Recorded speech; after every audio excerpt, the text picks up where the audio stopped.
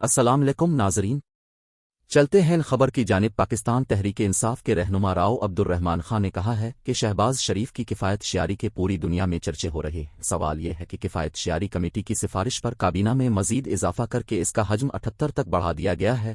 مشیروں اور معاونین خصوصی کو وفاقی وزراء کا اسٹیٹس دے کر ہر طرح کی مراعات دی جا رہی ہیں۔ ان خیالات کا اظہار انہوں نے صحافیوں سے گفتگو کرتے ہوئے کیا۔ راؤ عبد الرحمان خان نے کہا کہ امپورٹڈ ٹولہ عوام کے منہ سے روٹی کا نوالہ چھین کر اپنی عیاشیاں کر رہا ہے۔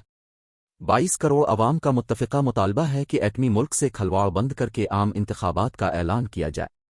انہوں نے کہا کہ کرپشن میں لتھڑے ہوئے ٹولے نے عمران خان کو گرانے کے چکر میں سارے ملک کو داؤ پر لگا دیا۔ 22 کروڑ عوام کی دعائیں عمران خان کے ساتھ، حق کی فتح زیادہ دور نہیں۔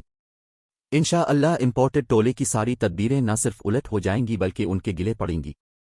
حال میں خاردار تارے لگا کر خطاب کرنے والے نام نہاد لیڈروں کو دعوت ہے کہ وہ عوام کی اپنے لیڈر سے محبت دیکھنا چاہتے ہیں تو زمان پارک آئیں۔ اب تک کے لیے اتنا ہی، مزید خبروں کے لیے ہمارے ساتھ رہیں۔ اللہ نگہبان۔